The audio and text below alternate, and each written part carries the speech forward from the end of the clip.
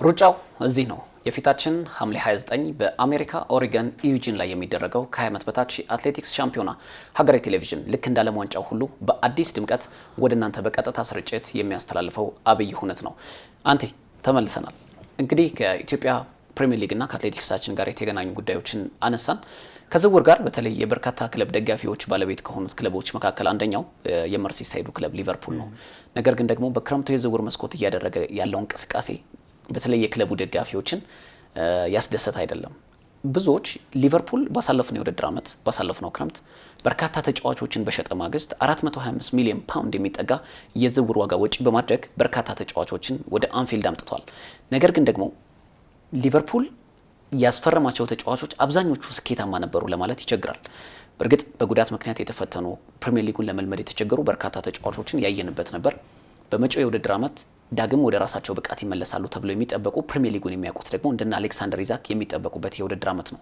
በግላቸው ደግሞ እንደ ሁጎ ኢኪቲኬ ጥሩ ፈራሚ ጥሩ ጊዜያትን ጉዳት እስካስተናገደበት ጊዜ ድረስ ጥሩ ጊዜያትን ያሳለፉበት ነበር። በዚህ ክረምት በርካታ የሊጉ ክለቦች በዝውውር መስኮቱ አንድም ይሁን ሁለት ሶስት ተጫዋቾችን በማስፈረም ረገድ ራሳቸውን ለማጠናከር እየተንቀሳቀሱ ነው። ሊቨርፑል ጥንቃቄ መርጧል። ምናልባት እንደመነሻ እናድርገውና ባሳለፍነው ክረምት የፈጸማቸው በርካታ ዝውውሮች እምብዛም ስኬታማ ለመሆናቸው ሊቨርፑል በዚህኛው ክረምት የበለጠ ጥንቃቄን እንዲፈጥር ምክንያት አድርጎበት ይመስላል። የዝውውር መስኮቱ ገና ነው። ምናልባት ከዚህ በኋላ የምናያቸውና የምንሰማቸው ዝውውሮች ሊኖሩ እንደሚችሉ ማሰብ ያስፈልጋል። ግን እስካሁን ባለው ሂደት በነገራችን ላይ እንግሊዝ ፕሪሚየር ሊግ ላይ ሊቨርፑል ብቻ ሳይሆን ከቼልሲ ውጭ ያሉ ክለቦች ያን ያክል አሳማኝ ዝውውሮች እያየን አይደለም። አንዱ ነገር እሱ ነው። ግን ምንድነው ሊቨርፑል ጋር የሚነሳው ጉዳይ ካስታወስ የትኛውም ክለብ ውጤት የሚለካው አመቱ ከተጀመረ ወይ ደግሞ ከተጠናቀቀ በኋላ ነው። አርነ ስሎት ከሆላንድ ሊግ ወደ ሊቨርፑል ሲመጡ ምንም አይነት ተጫዋች ዝውውር አላደረጉም። ስም ያለው ካስታወስ በጣም ብዙ ትችቶች ነበሩ። ፌዴሪኮ ኬሳን ነበር በውሰቱ ሊያስፈርሙት እምብዛም አልተጠቀሙም። ለዚያውም በጣሊያን ሴሪያ ምርጥ የነበረው ኬሳ እዚህ ከመጣ በኋላ ያሳለፈው ጊዜ የምናውቀው ነውና ያኔም እንዲህ አይነት ጫጫታዎች ነበሩ። ምንድነው አሰልጣኙ አዲስ ናቸው። ክሎፕ ከሊቨርፑል ሲለቁ ብዙዎቹን ተጫዋቾች ተጠቅመውባቸዋል። የተነሳሽነት ችግር አለ። እንዲህ አይነት ሀሳቦች እነሱ ነበረ። ግን እንደ ድል ሆኖ አርነ ስሎት በመጡበት አመት የእንግሊዝ ፕሪሚየር ሊግ ዋንጫ አነሱ። ስም ያለው ተጫዋች ሳያስፈርሙና ለብዙዎች ሰርፕራይዝ ያደረገ ጉዳይ ነበረ።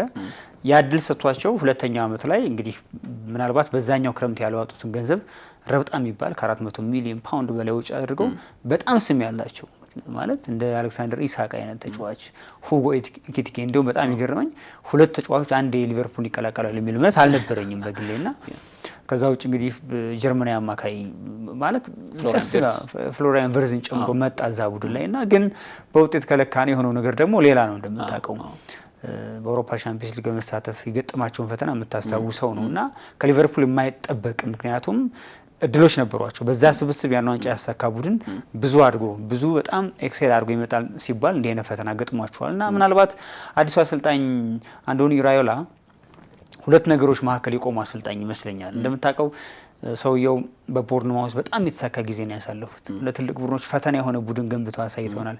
በስፔን በነበራቸው ቆይታ እንዲህ አይነት አቬሬጅ ቡድን ይዘው ጥሩ የሚባል ጊዜ ያሳልፈዋል። አሁን እንግዲህ እሳቸው በፈተና መሀል ቆሙ ስንል አንድም ከራሳቸው ላይ ጫናው ማውረድ ይፈልጋሉ። ሊቨርፑል ምንም እንኳን ባይጠቀምባቸው እስከ 400 ሚሊዮን ፓውንድ አውጥቶ ያስፈረማቸው ገና አንድ አመት ያልሞላቸው ባይ ዲፎልት ፊርማቸው ያልደረቁ ተጫዋቾች አሏቸው።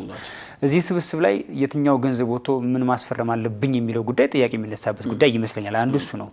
ሁለተኛ ደግሞ ይሄ ቡድን አስቸጋሪ ጊዜ ያሳልፏል። ቢያንስ ከባለፈው አመት የተሻለው ሊቨርፑል ከደጋፊዎች ይጠብቃል ማየት ይጠበቅብናል። እኔ ሊቨርፑልን ዝውውር ማየው የትኛው ዲፓርትመንት ነው የሚለው በጣም ነጥለን ማየት ያለብን ይመስለኛል። ሊቨርፑል ባለፈው አመት ካስታወስ የመጀመሪያዎቹን 5 የፕሪሚየር ሊግ ጨዋታዎች ሲያሸንፍ የዚህ አመቱ ሊቨርፑል በጣም እሳት ሆነ መጣ ተብሎ በጣም መነጋገሪያ ነበር። ግን ያን ጨዋታ አምስቱን ጨዋታ በደንብ ለሚያስታውስ ሰው ለምሳሌ ከኒውካስትል ያሸነፉበት መንገድ፣ ቦርንማውዝን ያሸነፉበት መንገድ ግብ እየተቆጠረባቸው ጭምረውና ተከላካዩ ጥያቄ መነሳት የጀመረው የሊቨርፑል ተከላካይ ላይ ዘንድሮ በመጀመሪያዎቹ ሳምንት ነበርና አሁን ደግሞ ጭራሽ እንደ ኢብራሂማ ኮኔቴ አይነት ተጫዋች ላይ ምንም የተወሰነ ችግሮች የሚኖሩበትም እሱን አተህ ቨርጂል ቫን ዳይክ ፒክ የነበረውን ጊዜ ያጣ መምጣቱን ተከትሎ የጆ ጎሜዝ ተደጋጋሚ ጉዳት ሸክላ የሆነ መምጣት በእርግጠኝነት ሊቨርፑል ተከላካይ ላይ ጥያቄ የሚነሳበት ክለብ ሊሆን እንደሚችል ይህ አመት ብቻ ሳይሆን ባለፈው አመት ተመልክተናልና የሊቨርፑል የሚጠበቀው ዝውውር ከሆነም የመጀመሪያ ዝውውራቸው ይሆናል ብዬ የማስበው የተከላካይ ክፍል ነው። በእርግጥ ጀርሚ ጃኩዌት አስፈርመዋል። ባለፈው አመት ከጣሊያን ያመጡት ጂዮቫኒ ሊዮኒም አለ። እሱም ቢሆን የጉዳት ሪከርድ ያለበት ተጫዋች ይመስለኛል። ገና ወጣት ነው እና ይሄኛው ዲፓርትመንት በብዙ ጥያቄ የሚነሳበት አንዱ ክፍል የሊቨርፑል ይሄኛው ይመስለኛል። የሊቨርፑል ባለቤት የፌንዌይ ኢንቨስትመንት ግሩፕ ፕሪንሲፓል ኦነር የሚባሉት ጆን ሄንሪ እንዲሁም ደግሞ የክለቡ ፕሬዚዳንት ማርክ ጎርደን እንደዚሁም የስፖርቲንግ ዳይሬክተሩ ሪቻርድ ሂውዝ ሰሞኑን በአንድ ጉዳይ ላይ ሲመክሩ ነበር ይባላል። አንድ በብዙዎች መልክ እየተገለጸ የሚገኝ ጉዳይ አለ። በኋላ ላይ አንተ መልከታን ትነግረኛለህ። ከዚህ በፊት በራዮ ቫይካኖ ቆይታ ነበራቸው አሰልጣኝ አንዶኒ ራዮላ በበርንማውዝ በትንንሽ ገንዘብ ወጪ የተደረገባቸውን ተጫዋቾች አስደናቂ ቡድን በመገንባት ምናልባትም በሊጉ ቀዳሚ ከምንላቸው አሰልጣኞች መካከል ኢራዮላ አንደኛው ናቸው። ባሳለፍነው የውድድር ዓመት በርንማውዝ በርካታ ተጫዋቾችን ሽጦ ነው ከአንዶኒ ራዮላ ጋር አስደናቂ የውድድር ዓመትን አሳልፎ በታሪኩ ለመጀመሪያ ጊዜ የአውሮፓ የውድድር መድረክ ተሳታፊነት ያገኘው። በወቅቱ እነ ሚሎስ ኬርኬዝ የሸጡበት፣ እነ ዛባርኒ የሸጡበት፣ ዲን ሃውሰን የሸጡበት በርካታ ተጫዋቾችን ለቀው ያንን ቲም ይዘው እንደገና ደግሞ እምብዛም ፊርማ ሳይፈጽሙ አስደናቂ የውድድር ዓመትን አሳለፉ። በመሀል ላይ ደግሞ እነ አንቷን ሴሜኒዮን ሽጠዋል። ጃንዋሪ ላይ የቡድኑ ምናልባት ቁልፍ ከሚባሉ ተጫዋቾች መካከል በኋላ ላይ ያመጡትም ቫስኮ ዳካማ ያመጡት ደግሞ ራያንን ብትመለከት በጣም አስደናቂ የውድድርና ዓመትን አሳልፎ አሁን ላይ 100 ሚሊዮን ፓውንድ የሚገመት ተጫዋች አድርገውታል። አሁን በትንሽ ገንዘብ ቡድን መስራት እንደሚቻል ከአንዶኒ ራዮላ በላይ ምስክር የለም። ግን ያንን ጫና እንዴት ይቋቋሙታል በሊቨርፑል? ምክንያቱም ሊቨርፑል በጣም ትልቅ ስም ያለው ክለብ ነው።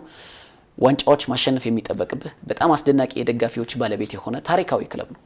አትሊስት ለረጅም ዓመታት ከ30 ዓመት በላይ ቢጠብቅም 30 ዓመትን ያህል የፕሪሚየር ሊግ ዋንጫን ለማሸነፍ ቢጠብቅም ከዛ በኋላ ግን ፕሪሚየር ሊግ ሁለት ያሸነፈ የአውሮፓ ሻምፒዮንስ ሊግን ያሸነፈ ክለብ እንደሆነ መዘንጋት የለብንም። እኛ አሰልጣኝ ሲመጡ ግን ያንን ሀሳብ አሰረጹባቸው ወይ ወደ ሰዎቹ የሚለው ነገር ለኔ ጥያቄ የፈጠረብኝ ጉዳይ ነው። አሁን ተመልክተ ከሆነ በእርግጥ በዝውውር መስኮቱ ገና ነው። ቅድም እንዳልከው በዝውውር መስኮቱ ላይ ማስፈረም የሚፈልጉት ሁነኛው ተጫዋች ብራድሊ ባርኮላ ነው። በግራና በቀኝ የፊት መስመር በኩል ላይ መሰለፍ የሚችል ተጫዋች ነው። ተጫዋቹ የመፈረሙ ግዴታ እንደሚሆን የምታውቀው ደግሞ መሐመድ ሰላህን መተካት ለነገ የማትለው የቤት ስራ ስለሆነ ነው። ግን ሊቨርፑል ቤት ውስጥ ቀለል ያደረከው ይመስለኛል አንተ ያሉት ችግሮች የእውነት በተከላካይ ችግር ብቻ ውስጥ ነው ያለው ወይ? የመጀመሪያው ጉዳይ ለምሳሌ ኮዲ ጋክፖን ብትመለከት አሁን በዛ በኩል የማጥቃት ፍሎው ቀንሷል። የሊቨርፑል ከተለይ ከሉዊስ ዲያዝ መውጣት በኋላ ክለቡ እውነተኛ 6 ቁጥር ተጫዋች አለ ወይ? በግድ አሰልጣኝ አርነ ስሎት ራያን ግራቨንበርክን ወደዛ መልሰው ሻምፒዮን እንዲሆን አድርገውታል። ግን ሌሎች የፕሪሚየር ሊግ ክለቦች እንዳላቸው የተከላካይ አማካዮች በጥራት ከፍ ብለው አርሰናል ዴክላን ራይስንና ዙቢሜንዲን ይዞ ብሩኖ ጊሜሬሽን እየጠየቀ ነው። እርግጥ መውጣቱ ገና ባይረጋገጥም ሮድሪንና ኒኮ ጎንዛሌዝን የያዘው ማንቸስተር ሲቲ ኤሊዮት አንደርሰንን የጨመረው። በቼልሲ ቤት ምንመለከት እነ ሞይሰስ ካይሴዶ፣ ኤንዞ ፈርናንዴዝ አሉ። በሊጉ የከፍታ ደረጃ ልክ ስንመለከት ማንቸስተር ዩናይትድ ገና ተጨማሪ ዝውውር ይፈጽማል ተብሎ ቢጠበቅም አማካዩን ክፍል ግን በፕሪሚየር ሊጉ ልምድ ያላቸውን ተጫዋቾች አካቷል።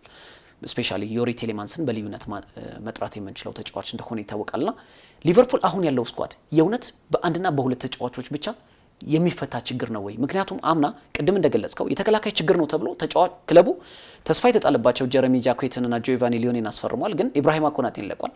የቨርጂል ቫን ዳይክ እድሜ ጥያቄ ውስጥ የሚገባበት ታይም ላይ እንገኛለን። የሊቨርፑል ችግር በአንድና በሁለት ተጫዋቾች ብቻ የሚፈታ ይመስልሃል ወይስ አንዶኒ ራዮላ ፐርፐዝሊ በጥቂት ወጪዎች ብቻ ቡድን መገንባት የፈለጉ አይነት ምልከታም ለሊቨርፑል አመራሮች አስረክበዋል ወይ? በጥቂት ገንዘብ ቡድን መገንባት የሚለው አሁን የአንዶኒ ራዮላን ሰውየው የትልቅ ቡድን አሰልጣኝ ናቸው ወይ ለማለት ጊዜው ገና ነው።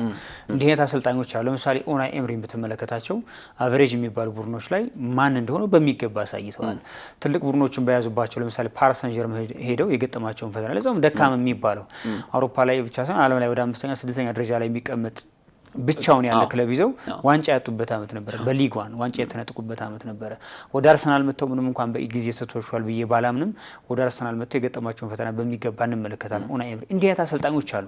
የአቨሬጅ ቡድን አሰልጣኞች አሉ፣ ጫናውን መቋቋም በሚገባ የሚከብዳቸው።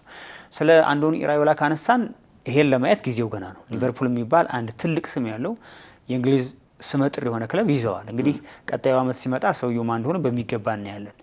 ሁለተኛ እኔ ሰውየው ተጫዋች ባያስፈርሙ እንኳን በትንሽ ገንዘብ ቡድን ሰሩ ለማለት በግሌ ይቸገራለሁ። እንዳልኩ ባለፈው አመት የመጣ ቡድን በ400 ሚሊዮን ፓውንድ የወጣበት ሊቨርፑል የፈለጋ አታስፈርም። ምናልባት አሁንም ወጪ አታውጡ ያሉኝ በቂ ናቸው የሚለው መልእክት አስተላልፈው ሊሆን ይችላል። እንደዛም ቢሆን እኔ ዋንጫም አነሱም አላነሱም ወደቁም ተነሱም የሊቨርፑል ሁሉን ነገር የሚወስዱት ኃላፊነቱን የሚወስዱት ሰው አንዶኒ ራዮላ ሆነዋል ሰውየው ማለት እና ልክ ከቦርንማውዝ ጋር ያሳለፉትን ከራዮ ቫይካኖ ጋር የነበረውን ጊዜ አንስተን በትንሽ ቡድን የሚገነቡ ለማለት ፍጹም አይመጣውም፣ አይሄድም፣ እሱ ነገር አይሄድም። ሁለተኛ እንዳልኩ ግን ክፍተቶቻቸውን አጉልታ እንድትነግረኝ ግን ፈልጋለሁ። አሁን ሊቨርፑል የእውነት የተሟላ ቡድን ሆኗል። እሱን ብናነሳውና አንዶኒ ራዮላ ምን አይነት ተጫዋቾች ያስፈልጓቸዋል የሚለው ጉዳይ ላይ ትንሽ ትኩረት ብናደርግበት ደስ ይለኛል። ምክንያቱም አሁን ያለው የሊቨርፑል ስኳድ ለምሳሌ በማጥቃት ረገድ አሁን አጥቂ ልታስፈርም አትችልም። አሌክሳንደር ኢዛክን ይዘህ ሁጎ ኤኪቲኬን የመሰለ ትልቅ አጥቂ ይዘህ ያስፈርማሉ ብለህ አትጠብቅም። ግን ሌሎች ቦታዎች ላይ ትኩረት መደረግ ያለባቸው ቦታዎች ለምሳሌ ጀረሚ ፍሪምፖንግ የአሌክሳንደር አርኖልድን ቦታ መሸፈን እንዳልቻለ እየተመለከትን ነው። ከጉዳት ጋር ከትክክለኛ ብቃቱን አውጥቶ ከመጠቀም አንጻር በጀርመን የነበረውን ጊዜያትን ጆ ጎሜዝ የጉዳት ሰለባ እየሆነ ነው በየጊዜው። ይህንን ስትመለከት የሊቨርፑል ችግሮች በአንድና በሁለት ተጫዋቾች ብቻ ምናልባት ሊፈቱላቸው ይችላሉ የሚለውን ጉዳይ በጥልቀት ብናነሳው ደስ ይላል። በመጀመሪያው ያቋም መለኪያ ጨዋታቸውን በቅርብ ከሰንደርላንድ አድርገው 4-2 አሸንፈው ነበር። እዛ ጨዋታ ላይ ጆ ጎሜዝ እንደምታውቀው መጠነኛ ጉዳት ገጥሞ ተወጥቷል። ከዚህ በኋላ በሊቨርፑል ቤት የጆ ጎሜዝ ቆይታ ብቻ ሳይሆን ቢቆይ እንኳን በቋሚነት የሚያገለግላቸው ተጫዋች እንዳልሆነ እሳቸውም ጠንቅቀው ይረዱታል። አንዱ ነገር እሱ ነው። በእርግጠኝነት ቅድም እንዳነሳው ሊቨርፑል ወደ ዝውውር ገበያው ከወጣ የመጀመሪያው ቅድሚያ ማሟላት ያለበት ቦታ ይሄ እንደሆነ ያውቃሉ። እሱ ብቻም እኮ አይደለም። ለምሳሌ ቀይ መስመር ተከላካይ ላይ በፍሪምፖንግ አመቶ ሊጨርሱ እንደማይችሉ ያውቁታል እኚህ ሰውዬ። ከዛ ውጭ እሳቸው ያሰለጥኑት የነበረው ሚሎስ ኬርኪዝም ካስታወስክ ባለፈው አመት በጣም ተቸግሮ ነበር። እንደውም ወደ ኋላ ላይ ትንሽ ክለቡን ባህሉን እየለመደ መጠነኛ መሻሻሎች ተመለከትንበት እንጂ እዛ ቦታ ላይ ትሪንት አሌክሳንደር አርኖልድ እና አንዲ ሮበርትሰን ይሰሩት የነበረው ሚና የመወጣት ደረጃ ላይ ያለ ተጫዋች አይደለም፣ ምንም ጥያቄ የለውም። እና ምናልባት ሊቨርፑል ላይ በቀጣይ አመት ከሰውየው ጋር የምንመለከተው መጠነኛ የጨዋታ ለውጥ ካለ አብረን እንመለከታለን። ለምሳሌ ቦርንማውዝ እያሉ በ4-2-3-1 ጥሩ የሚባል ቡድን ገንብተው አሳይተውናል። ለዛ የሚሆን ተጫዋች ነበሯቸው። እውነት ለመናገር ግብ የሚቆጠርበት ቡድን ነው በነገራችን ላይ ቦርንማውዝ፣ ግን ደግሞ ማስቆጠር አግባብኝ ላግባብህ የሚል ቡድን ነው ይባላል። ዴፊኒትሊ እና ይሄ በድፍረት የሚያጠቃ ቡድን ሰርተው አሳይተውናል። በነገራችን ላይ አንዳንዴ መከላከል ባለባቸው ሰዓት ትልልቅ የሚባሉ ጨዋታዎች ላይ እኮ ተከላክሎ አሳይተውናል።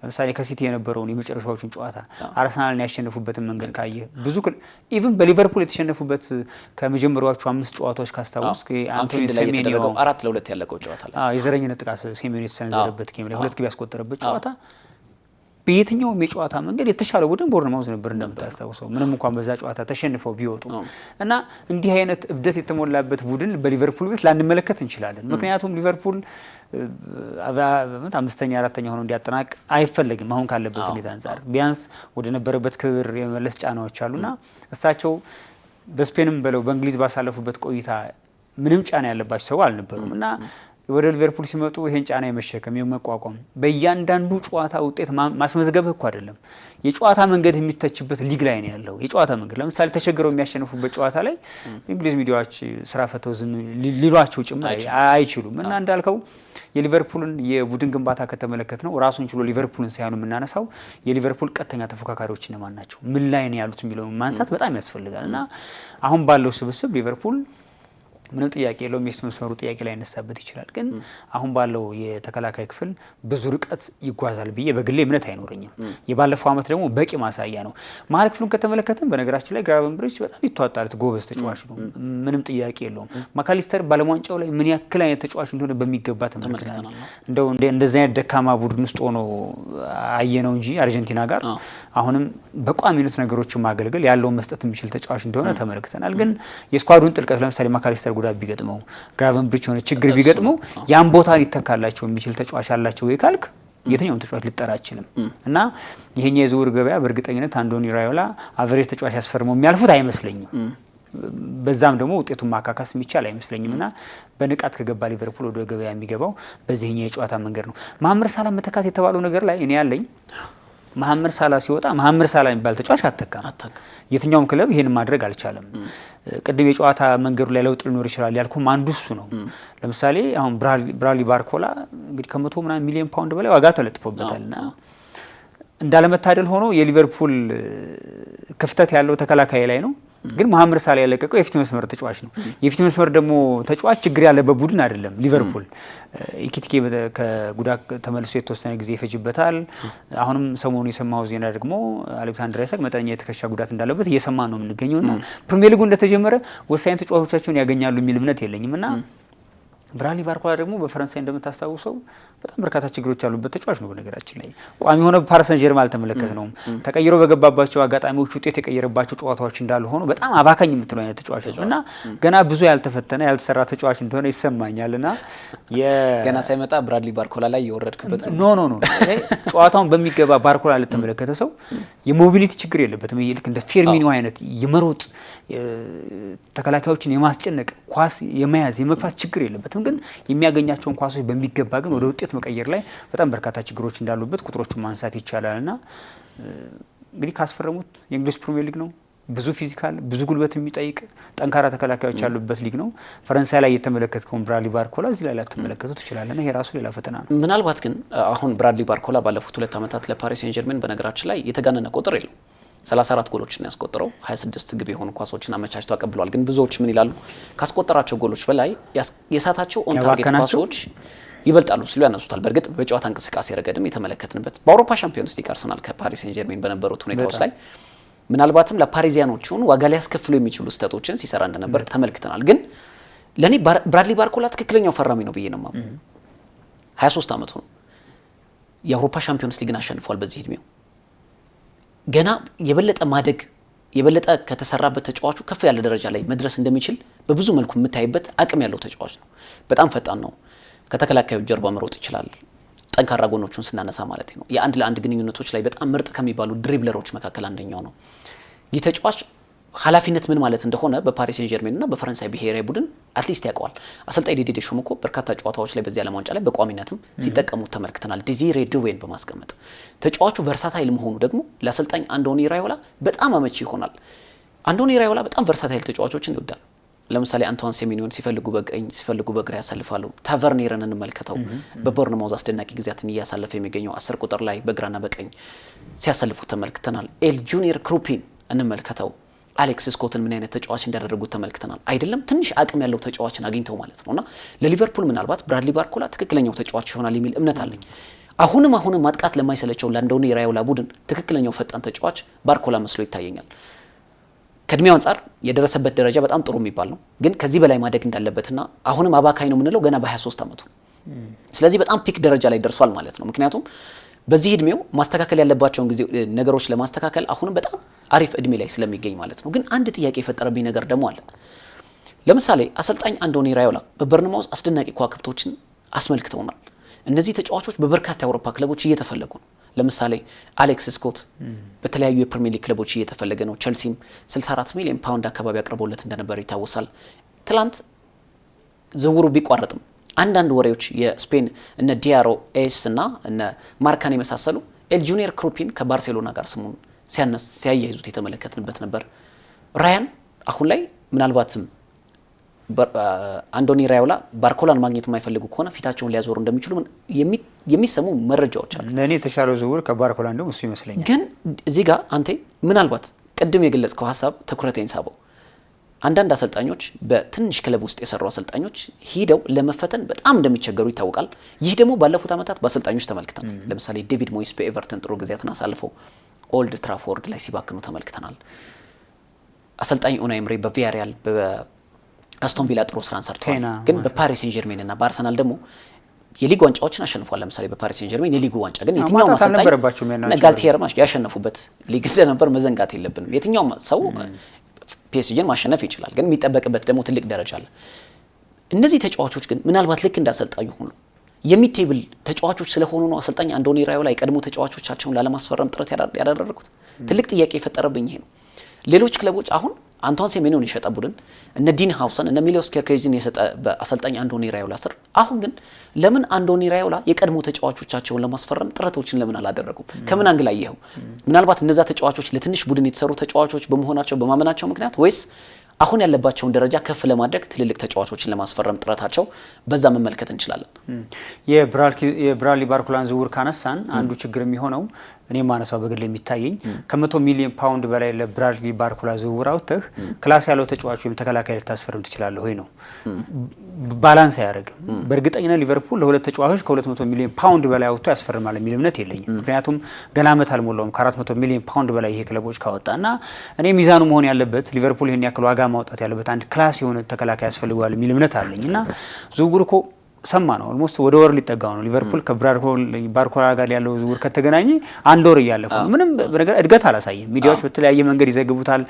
ተቃርቧል፣ ስምምነቶች አሉ፣ ፓሪስ ሰን ዠርሜን ለቀይ ይፈልጋል እንዲህ አይነት ነገሮች አሉ። ግን ብዙ ያደገ ነገር እየተመለከትን አይደለም እና የሊቨርፑል ሰዎች ይሄንን ዝውውር ከፈጸሙ በእርግጠኝነት ተጨማሪ ከ100 ሚሊዮን ፓውንድ በላይ ወደዛ የሚጠጋ የተከላካይ ተጫዋች ለማስፈረም ወስነዋል ማለት ነው። ያንን ማድረግ ከቻሉ ደግሞ አንድ ተከላካይ ብቻ የሚበቃው ስብስብ አይደለም። የቀይ መስመሩ እንዳልኩ በፕሪምፖንግ ብቻ የሚወጡት አይደለም። እሺ ከርኪስ እንኳን እሺ በቋሚነት ታሰልፈዋል የምትተካለ ተጫዋች ላታጣ ትችላለህ እና የመሀል ተከላካዩ ላይ በጣም ብዙ ጥያቄ የሚነሳበት ክለብ እንደመሆኑ መጠን የሚወጡ ዋጋዎች በጣም ተጋነዋል። ለሊቨርፑል ሲሆን ነው ተጋነዋል የሚል እምነት ስላለኝ ነው። ሌላው ነው አንተ አሁን ለምሳሌ ሴኔሲ ታስታውሳለህ በበርናማውዝ በጣም አስደናቂ የውድድር ዓመት ነው ያሳለፈው። እንደውም አሰልጣኝ ሊዮኔል ስካሎኒ ጭምር ለአርጀንቲና ብሔራዊ ቡድን የጠሩት ተጫዋች በነፃ ነው የተጫዋች ለቶተንሃም ሆትስፐርስ የፈረመው። ኢብራሂማ ኮናቴ እንደሚለቅ ይታወቅ ነበር። ከለቀቀም በኋላ ነው ሴኔሲ ቶተንሃም ሆትስፐርስን የተቀላቀለው። አሰልጣኝ አንዶኒ ኢራዮላ የቀደመ ተጫዋቾቻቸውን ለምን ለመመልከት ዝጋሉ የሚለው ጉዳይ ግን ከዚህ ጋር ውሃ የሚያነሳ ይመስለኛል። አሁን ሴኔሲ በጣም ጥሩ አማራጭ ነበር። የፕሪሚየር ሊግ ልምድ ያለው ተጫዋች ነው። በሳቸው ስር በጣም ጥሩ ከሚባሉ ከዛ ባርኒና ከሴኔሲ በልዩነት የምጠራው ተከላካይ የለም። ምናልባት ዲን ሃውሰን በአንድ የውድድር ዓመት ባሳየው ብቃት ሪያል ማድሪድን ተቀላቅሏል። ሴኔሲን እንኳን ለማስፈረም ጥረት አላደረጉም። እሱ ብቻ እኮ አይደለም ላክሮዋ ጋር ስማቸው ተገናኝቶ ነበር ቸልሲ ለመግባት አትሊስት በነፃ ነበር ብዬ ነው። አሁን ሴኔሲን ለማስፈረም ለቦርንማውዝ እድል ነበረው። አንድ የቀድሞ አሰልጣኙ ናቸው። ሁለት ሊቨርፑል ባለ ልምድ ተከላካይ የለው እነ ጂዮቫኒ ሊዮኒ ጀረሚ ጃኬት እስኪላመዱ ድረስ ጊዜ አለ። እነዚህን ተጫዋቾች ለመመልከት አንዶኒ ኢራዮላ ምናልባት ደረጃቸውን ከፍ ለማድረግ ወይ ያጫወት መንገዳቸውን ለመቀየር ጥቆማ የሚሰጥ መንገድ ይመስላል። አዎ በእርግጠኝነት እኛ ከምናወራው በላይ አንዶኒ ኢራዮላ የተጫዋቾችን ባህሪ ጠንቀው ይረዳሉ።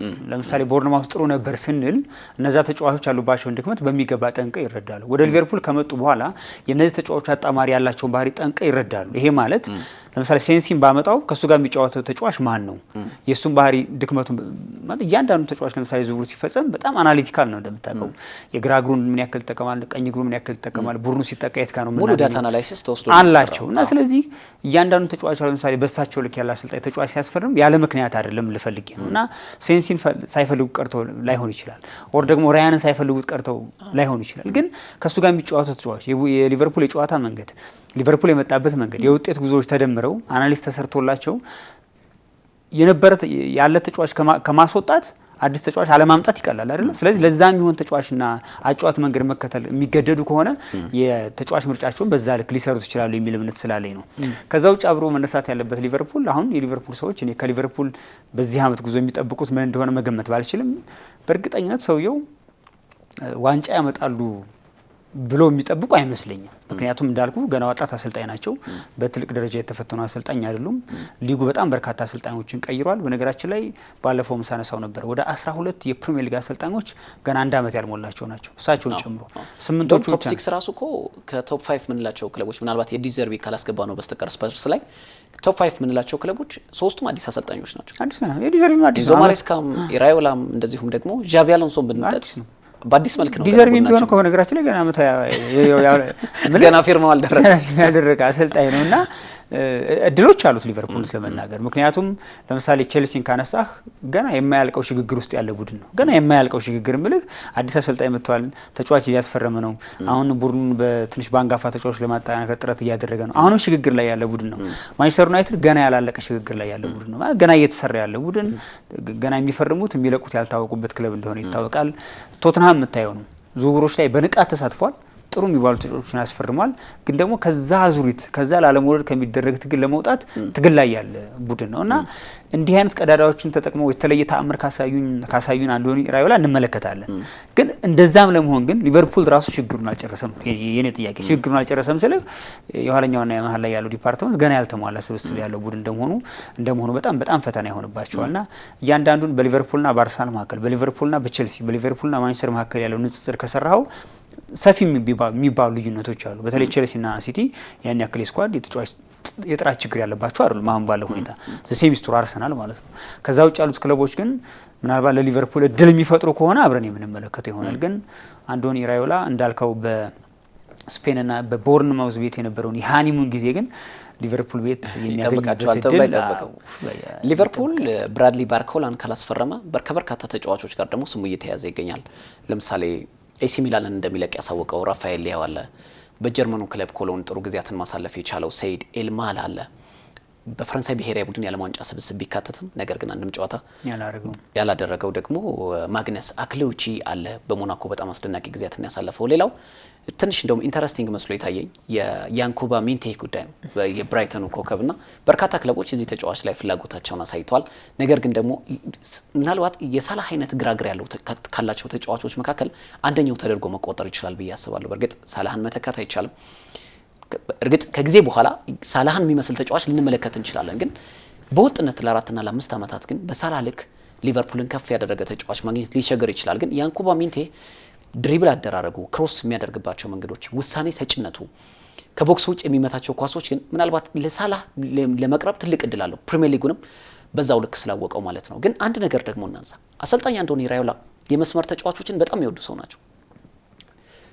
4-2-3-1 የሜዳ ላይ ቅርጻቸው ነው ወይ ደግሞ በወረቀት ላይ የምንመለከተው 4-3-3 ያደርጉታል። 3-5-2ም ሲያደርጉትም የተመለከትንበት አጋጣሚ ተመልክተናል። እነ ኢቫን ኒልሰን እና ክላይቨርተን ከፊት የተጠቀሙባቸው በርካታ ጨዋታዎችንም ተመልክተናል። የመስመር ተጫዋቾች እንደመውደዳቸው አሁን ያሉት የሊቨርፑል የመስመር ተጫዋቾች ለአሰልጣኝ አንቶኒ ራዮላ በቂ ናቸው ማለት እንችላለን። ምክንያቱም ለምሳሌ በሀገሩ የሚደምቀው በሊቨርፑል የሚፈዘው ኮዲ ጋክፖ አንደኛው አለ። ምናልባት ምን አይነት የጨዋታ አቀራረብ ለአሰልጣኝ እንደሆነ ይላል አመች ይሆናል የሚለው ጉዳይ በጣም አስቸጋሪ ነው። ምክንያቱም ወርክ ሬታቸው በጣም ሀይ የሆኑ ተጫዋቾችን ይፈልጋሉ ኢራዮላ። ግን ደግሞ የኢራዮላ በጣም ትልቁ ኳሊቲያቸው ተብሎ የሚወሰደው ሜዳ ላይ ተጫዋቾች በነፃነት የፈለጉትን ነገር እንዲያደርጉ የማድረግ ፍቃድ ይሰጣሉ። ያንን ደግሞ በበርንማውዝ የነበሩት ተጫዋቾች ራሳቸውን አውትሻይን እንዲያደርጉ አድርጓቸዋል ይባላል። ያንን በሊቨርፑል ያደርጉታል የምንመለከተው ይሆናል። ምክንያቱም የአንፊልድ ወንበር የሚፋጅ እሳት ነው። ስለዚህ ቅድም እንዳልከው ልክ እንደ በርንማውዝ በሚያብዱበት የቪታሊቲ ስቴዲየም አንፊልድ ላይ ያብዳሉ ብለን አንጠብቅም። ምክንያቱም በደረጃው ልክ ስለሚያስቡ እንደ በርንማውዝ የሚያጣው ነገር የለም። ብታገባበትም እሱ ቢያስቆጥርም ጥሩ እግር ኳስ ለመጫወቱም ላለመጫወቱም እንብዛም የሚያጣው ነገር የለም። ትልቁ ላለማጣት የሚጥረው ከሊጉ ላለመውረድ እንብዛም ከፍ ካለ ደግሞ በታሪኩ የአውሮፓ የውድድር መድረክን ማግኘት ሊሆን ይችላል። ሊቨርፑል ላይ ጥንቃቄዎች ይፈልጋሉ። ክፍተቶች በተገኙባቸው አጋጣሚዎች ልታጠቃ ትችላለህ እንጂ የተጋጣሚን ቡድን ደግሞ ጠንካራና ደካማ ጎን በለየ መልኩ ነው የጨዋታ አቀራረብን ሜዳ ውስጥ ይዘህ ልትገኝ የምትችለውና አሰልጣኝ አንቶኒ ራዮላ ምናልባት በበርንማውዝ ያሳዩን ያ በፈጣን የሽግግር ማጥቃት ሂደት ቀጥተኛ ማጥቃት መንገድን የሚመርጠው የበርንማውዝ መንገድን በሊቨርፑል ተግባራዊ ሊያደርጉት ይችላሉ። የዓለምም ይሁን የሊቨርፑል ደጋፊዎች በነፃነት መጫወትን በሚገባ ያውቁታል። እንደምታውቀው በኤርገን ክሎፕም ጊዜ እድሜ ለኤርገን ክሎፕ ማለት እንደዛ የሚያብደው ቡድን እንደዛ ምትሃት የሆነው ማለት ከየትኛውም አጋጣሚ ግብ ሊያስቆጥር የሚሰራ ያላቸውን ቡድን አስመልክተውናል የኤርገን ክሎፕና በተለይ ያ ዘመን ግን ማለት ያሉት የፊት መስመር ተጫዋቾች ለዛ ሲበዛ የተመቹ ነበሩ። መሐመድ ሳላህ እዚህ ላይ ያለ፣ ሳዲዮ ማኔ እዛ ጋር አለ፣ ህይወቱ ያለፈው ዲየጎ ጆታ የሚባል ተቀይሮ እየገባ ታምር የሚሰራለ ተጫዋች አለ። ፌርሚኖ ከኋላ ማለት ያን ቡድን ለሚያስታውሰው የሊቨርፑል ሰዎች በነፃነት መጫወትንም ግብ ማስቆጠርንም ማስፈራራትንም ያውቁበታል እና አልፈውታል። ያን ለመናገርና እኔ ክሎፕን ከመወድላቸው አንዱ ነገር ያ ነፃነታቸው ነበር እንደምታውቀው እና ለየትኛውም ክለብ በጣም በቃ የሚመለስ ቡድን አልነበረም እና አሁን አንቶኒ ራዮላ ያንን ለማድረግ ብዙ ነገር ይወላቸዋል ማለት ሁለተኛ ያ ቡድን የኋለኛው ዲፓርትመንት ብዙ ችግር የነበረበት አልነበረም።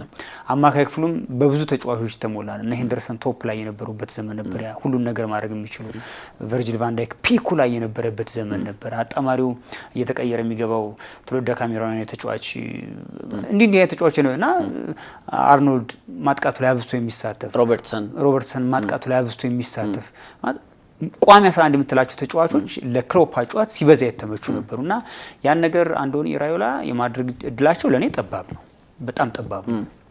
አሁን ኮዲ ጋክፖ እርግጠኛ መሆን አልቻለም፣ መልቀቅ ይፈልጋል። ልቡ እዚህ ነው ያለው። ዝውውሮች ጋር ስሙን ሲገናኝ ምናምን ታየዋልና ከዚያ ውጭ ሳላ የሚባል አንድ ግዙፍ የሆነ ትልቅ ፕሮጀክት ብቻውን ከዚህ ክለብ ለቋል። ሁጎ ኤኪቲኬ በመጣበት አመት የተሳካ ጊዜ ያሳልፏል። ከጉዳት ሲመለስ ምን አይነት ኤኪቲኬ ልናይ እንደምንችል መገመት ከባድ ነው። አንዳንድ ተጫዋቾች ከከባድ ጉዳት በኋላ ተጫዋቾች የቀደመ ብቃታቸውን ለማግኘት ሲቸገሩ ስለተመለከተ አንድ እሱ ነው። ሁለተኛ የጨዋታ መንገድ አሰልጣኝ ተቀይሮ ነው የሚጠብቀው ይሄ ተጫዋች። አርነ ስሎት አይደሉም። የጨዋታ መንገዱ ምን ሊሆን እንደሚችል አሰልጣኙ ምን እንደሚፈልጉ አያውቅም የተጫዋች እና ሌላውን ሁጎ ኤኪቲኬ ልናገኘው የምንችልበት እድል ሰፊ ሊሆን ይችላል። አሌክሳንደር ኢሳቅ እንዳለመታደል ሆኖ ያን የመሰለ አጥቂ በመጣበት አመት ጉዳት ገጠመው። ጉዳቱ ብቻ ሳይሆን ጉዳት ሳይገጥመው ያሳለፈባቸው የተወሰኑ ጨዋታዎች ለሱ ጥሩ የሚባሉ አልነበሩም እንደምታውቀውና ጫና ውስጥ የገባባቸው ጨዋታዎች ነበሩ። እሱ ራሱ ሲመለስ እንዴት ሆኖ ይመጣል የሚለው በስፖርት ቤተሰቡ ዘንድ የሚጠበቅ ጉዳይ ይመስለኛልና እንዲህ አይነት ነገሮች ተደማምረው ቢያንስ የተወሰነ ጊዜ ለአሰልጣኝ ከማበዳቸው በፊት እንደዛ ከመሆኑ በፊት እሱን ነገር የምንመለከት ይመስለኛል። ከዛ ውጭ ግን ይሄ የዝውውር ጊዜ እንደመሆኑ መጠን እንደው ለኛ ከዜናዎች ጋር የተገናኙ ጉዳዮችን ስንመለከታቸው ብዙ ስማቸው ላይ ያያዝ ይችላል። ግን በእርግጠኝነት ውስጡን እየተሰሩ ያሉ ስራዎች ብዙ እየተጠኑ ያሉ ነገሮች እንዳሉ ይሰማኛል። ግን እኔ አሁንም ሊቨርፑል ጋር እንዳልኩ ቀደም እየማነሳለ ጉዳይ ከተፎካካሪያቸው አንጻር እየሄዱበት ያለው ርቀት ብዙ አሳማኝ ላይሆን ይችላል። ምናልባት ተስፋ የሚያደርጉት ግን እነሱ ብቻ ሳይሆኑ ሌሎች ክለቦችም በጣም በተረጋጋ ሁኔታ እየተጓዙ ነው እየሄዱ የሚገኙት። በእርግጥ ክለቦች የሚያስፈርሙት ከጉድለታቸው አንጻር ከክፍተታቸው አንጻር ነው። ለምሳሌ አርሰናል አስገዳጅ ካልሆነ ዝውውር ላይ ላይገባ የሚችልበት እድል አለ። ምልህ አሁን ባለው ስኳድ ሲቲም እንደዛው ቼልሲ እንኳን በሚገባ ተጫዋቾችን አስፈርሟልና የሊቨርፑልና የማንቸስተር የዝውውር ጉዳይ አስገዳጅ ነው ስንል ግን ካለባቸው የበዛ ክፍተት የበዛ ጥያቄ አንጻር መሆኑ ግምት ውስጥ መግባት ያለበት ጉዳይ ይመስለኛል። ምናልባት ሊቨርፑል በተለይ በትልቅ ደረጃ ተከላካይ ማስፈረም ከፈለገ ምናልባት እየጠቆምኳቸው አይደለም ለክለቡ ግን ምናልባት ከበርካታ ክለቦች ጋር ስሙ እየተያዘ የሚገኘው አሌሳንድሮ ባስቶኒ ኢንተር ሚላንን የመመልቀቅ እድል አለው እየተባለ ይገኛልና በአውሮፓ ሻምፒዮንስ ሊግ እንዲሁም በሴሪያ ያሳየው አስደናቂ እንቅስቃሴ ለሊቨርፑል የኋላ ደጀን ትልቅ ግብአት ሊሆን ይችላል ብዬ አስባለሁ። በእርግጥ እኔም ባርሴሎና መሄድ ነው ብዙ ጊዜ ሲናገር እንሰማዋለን። ባርሴሎናም ይፈልጋል። ግን ደግሞ አሁን ባርሴሎና ትንሽ ገንዘብ ከፍ አድርጎ ለሚመጣ ክለብ እጁን የሚሰጥ ክለብ እንደሆነ ግልጽ ነው። ምክንያቱም ካለው የፋይናንስ ችግር አንጻር የሚዳፈር ክለብ እንዳልሆነ ይታወቃል። ማርከስ ራሽፎርድን ማቆየት የተሳነው ባርሴሎና ነው አንቶኒ ጎርደንን እንደምንም ተማሙቶ ያስፈረመው ሳርም ሽጦ ወንበሮችንም መቀመጫዎችንም ቪአይፒ ወንበሮችን አዘጋጅቶ የተመለከተ ነውና ሊቨርፑል እኔ መኘው የነበረው ለሊቨርፑል በጣም ጥሩ ይሆናል ብዬ ማስበው ተጫዋች ሚኪ ቫን ዴቪን ነበር።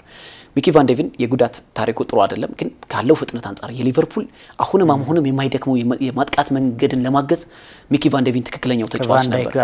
ከቫን ዳይክ ጋር የኔዘርላንድ ብሔራዊ ቡድን ተጣማሪ ራያን ግራቨንበርግ፣ ኮዲ ጋክፖ፣ ፍሪምፖንግ የሀገሩ ልጆች ያሉበት በፍጥነት ይሳካለታል ብዬ ያሰብኩት ተጫዋች ነበር። ግን ቶተንሃም ሆትስፐርስ በዝውውር መስኮቱ የነቃ ተሳትፎን ካደረገ በኋላ ሚኪ ቫን ዴቪን ሀሳቡን ቀይሯል እየተባለ ይገኛል በክለቡ ለመቆየት። ምክንያቱም እሱም የሚፈልገው በትልቅ ደረጃ ያፎካክሩናል ብሎ የሚያስባቸውን ተጫዋቾች ክለቡ እንዲያስፈርሙ፣ በዚህ ሂደት ደግሞ እንደነ ሳንድሮ ቶናሊ፣ ማቴዎስ ፈርናንዴዝ የመሳሰሉ ተጫዋቾች እያስፈረሙ ይገኛሉ። ጥሩ የሚባሉ አሰልጣኝ ደግሞ ፕሪሚየር ሊጉንም የሚያውቁት ተረክበውታልና ምናልባት ሚኪ ቫን ዴቪን ክለቡን የመልቀቅ እድሉ ጠባብ እየሆነ ይገኛል። ካልሆነ ግን ክሪስቲያን ሮሜሮን መሞከር በጣም አስፈላጊ ሊሆን ይችላል ብዬ አስባለሁ። ምናልባት አንተ በዝውውር ሂደቶች ላይም በቅርበት ስለምንከታተለው ምናልባት ክሪስቲያን ሮሜሮ ጥሩ አማራጭ ሊሆን ይችላል። ሮሜሮ በነገራችን ላይ እንደውም ከአርሰናል ጋር ሁሉ ስሙ እየተገናኘ እየሰማን ለዛም ነው አሁን ከዩናይትድ አርሰናል ጋር ነው ሊቨርፑል ምናልባት ጥሩ ተከላካይ ነው። በነገራችን ላይ መሀል ላይ ጥሩ የሚባል ተከላካይ ነው። ግን ቫን ዴቪን ላይ ያነሳነው ጥያቄ እሱ ላይ ማናነሳበት ጥያቄ የለም። ለምን የሚለቀው አሁን ባለው ሁኔታ የሚል ጥያቄ ያስነሳል። ማለት እንደሚለቅ ተረጋግጧል። በነገራችን ምናልባት ሀሳቡን ካልቀየረ ሊቀየር ይችላል። ምክንያቱም የማሳመን ጉዳይ ነው የሚሆነው። አሁን ባለው እንግሊዝ ፕሪሚየር ሊግ አሉ ከሚባሉ ተከላካዮች አንዱ የምታነሳው ነው ማንሳት ይቻላል። ግን ደግሞ ምናልባት እንግሊዝን ስለቆየበት ወደ ጣሊያን ሴሪያ ሊያመራ የሚችልበት እድል ሰፊ ስለመሆኑ በስፋት እየተዘገበ ነው የሚገኘው። ቅድም ግን ያላነሳሁት የረሳሁት ያኮብ ሚንዝን በተመለከተ ያኮብ ሚንቴ ይሄ ተጫዋች በነገራችን ላይ ዶክመንተሪውን እያየሁለት ነበረ ባለፈው አመትና እግር ኳስን የጀመረበት ያለፈበት መንገድ ምናምን ስታይ በቃ አሁን ህልሙን እየኖረ ያለ ተጫዋች ይመስለኛል። በብራይተን ጥሩ የሚባለውን ጊዜ እንደውም ካስታውስ ከአርሰናል ብራይተን 1-0 ባሸነፈበት ጨዋታ ዴቪድ ራያ ላይ እንደውም የአመቱ ምርጥ ሴቭ የምትባል ዴቪድ ራያ ያዳነበትን አጋጣሚ ያስታውሳለሁና እንግዲህ ለሊቨርፑል ትክክለኛው ተመራጭ ነው ተመራጭ አይደለም የሚለው ለመገመት ብዙ ርቀት ላንጓዝ እንችላለን። ግን ብራይተንን በቅርብ ዓመታት ሻጭ የሆነ ክለብ ስለሆነ በቀላሉ እንደው ያገኙታል የሚል እምነት የለኝም። በትንሹ 70 ሚሊዮን ፓውንድ የሚጠራበት ተጫዋች ሊሆን ይችላልና በሱ ልክ ላለ ተጫዋች ደግሞ ሊቨርፑል ይሄን ያክል ገንዘብ ከማውጣት ብዙ ስታብሊሽ አድርጓል ብሎ የሚያምነውን ባርኮላ ማስፈረም ሊመርጥ ይችላል የሚል እምነት አለ። ግን እንዳልኩ ያለውን ገንዘብ ባላንስ ማድረግ ከፈለገ ግን ይሄኛውም ተጫዋች ለጥሩ አማራጭ የሚወሰድ ነው። በጣም ፈጣን ነው። ግራግሩን በሚገባ የሚጠቀም ተጫዋች ነው። ድሪብል ማድረግ ይችላል። ከየትኛውም ስፔስ ላይ ግብ ማስቆጠር የሚችል ተጫዋች መሆኑን በሚገባ በብራይተን ተመልክተናልና እንዲህ አይነት ተጫዋቾች ምናልባት ውስጥ ለውስጥ እየተሰራባቸው ከሆነ የዝውውር መስኮቱ ከመጠናቁ በፊት በሚገባ በአማራጭነት ከያዛቸው ተጫዋቾች መካከል ያንኮባ ሚንቴ ይገኝበታል። ግን አሰልጣኝ ፋቢያን ሀርዝለር ደግሞ ለዚህ ተጫዋች ኢንትሮዲውስ ያደረጉለት ወይ ደግሞ በደንብ ራሱን እንዲያስተዋውቅ ያደረገበት ደግሞ በተቃራኒ የማጥቃት መስመር በኩልም እንዲጫወት አድርገውታል። ተመልክተ ከሆነ በተለይ የፊት መስመር ተጫዋቹ ካወሩ ሚቶማ በተጎዳበት ጊዜ ጭምር ፋቢያን ሀርዝለር ያንን ቦታ ሲጠቀሙ ተመልክተናል። አሁን ሊቨርፑል በፊት መስመር በኩል ማስፈረም ያለበት ብዬ ማስበው አንድ ተጫዋች ነው፣ ግን በጣም ቨርሳታይል መሆን አለበት። ለዚህ በእርግጥ የተሻለው ተጫዋች እውነት ለመናገር ባርኮላ ነው። እርግጥ ፕሪሚየር ሊጉን የለመዱ መሆናቸው ነው እያነሳን ያለ ነው። ከሊቨርፑል አማራጭነት አንጻር ለምሳሌ ራያንን ብታስፈርሙ ከዛ ቦታ ውጭ ላታጫውተው ትችላል። ከቀኝ የማጥቃት መስመር በኩል ውጭ ላታጫውተው ትችላለህ። ግን ሊቨርፑል ትንሽም ስጋት ያለበት ክለብ ነው። በግራ ማጥቃት መስመር በኩል ላይ በኮዲ ጋክፖ ይህንን ጥቅም መስጠት የሚችለው ብቸኛው ተጫዋች አሁን ባለው የዘመናዊ እግር ኳስ ላይ ባርኮላ ነው። ምክንያቱም ካለው ፍጥነት አንጻር፣ ተለዋዋጭነት ሚና አንጻር በጣም ሞቢሊቲው ሀይ የሆነ ተጫዋች ነው። ድሪብል ላይ በጣም ጎበዝ ተጫዋች ነውና በፈለከው መንገድ ለመጠቀም የተሻለው አማራጭ ሊሆን ይችላል ተብሎ ይጠበቃል። የመርሲሳይዱ ክለብ ሊቨርፑል እንግዲህ በቀጣይ ቀናት ምን አይነት ዝውውሮች ይፈጽማል የሚለው ጉዳይ የሚጠበቅ ነው። ትልቁ ስጋት ደግሞ አሊሰን ቤከርም አሁንም በክለቡ ማቆየት ደግሞ ለአሰልጣኝ አንዶኒ ራዮላ ሌላኛው ፈተና ሊሆን ይችላል ተብሎ ይጠበቃል። ባለልምዱ ግብ ጠባቂ እንግዲህ ስሙ ከዩቬንቱስ ጋር በስፋት እየተያዘ ይገኛል። አንጋፋ ተጫዋቾችን በማስፈረም የማይታማው እንግዲህ ዩቬንቱስ ይህንን ተጫዋች እየተመለከተ ይገኛል። በቀጣይ የሊቨርፑል የዝውውር ሂደት ምን ይመስላል የሚለውን ጉዳይ በዜናዎቻችን እንደዚሁም ደግሞ በሶሻል ሚዲያ ገጾቻችን ወደ እናንተ የምናጋራ ይሆናል። የተለያዩ ክለቦች የዝውውር እንቅስቃሴን በተመለከቱ ዕለታዊ መረጃዎችን ወደ እናንተ በምናደርስበት ሰዓት ማቅረባችን የምንቀጥል ይሆናል። በዛሬው ዕለት እንግዲህ የኢትዮጵያ ፕሪሚየር ሊግ የዝውውር ሂደትን በተመለከተ እንደዚሁም ደግሞ የመርሲሳይዱ ክለብ ሊቨርፑል በዝውውር መስኮቱ ለምን ጥንቃቄን መረጠ የሚለውን ጉዳይ እኔ ቃለስላሴ ካሳይና ባልደረባያን ተነሲሳይ በጋራ በመሆን ወደ እናንተ አቀረብን። ሩጫው እዚህ ነው። የፊታችን ሐምሌ 29 በአሜሪካ ኦሬገን ኢዩጂን ላይ የሚደረገው ከ20 ዓመት በታች የዓለም አትሌቲክስ ሻምፒዮና በቀጥታ ስርጭት እንደ ዓለም ዋንጫ ሁሉ በድንቅ ዝግጅት ሀገሬ ቴሌቪዥን ወደ እናንተ የሚያቀርበው አብይ ሁነት ነው። ለዛሬ የነበረን ዝግጅት ይህንን ይመስል ነበር። መልካም ቀን።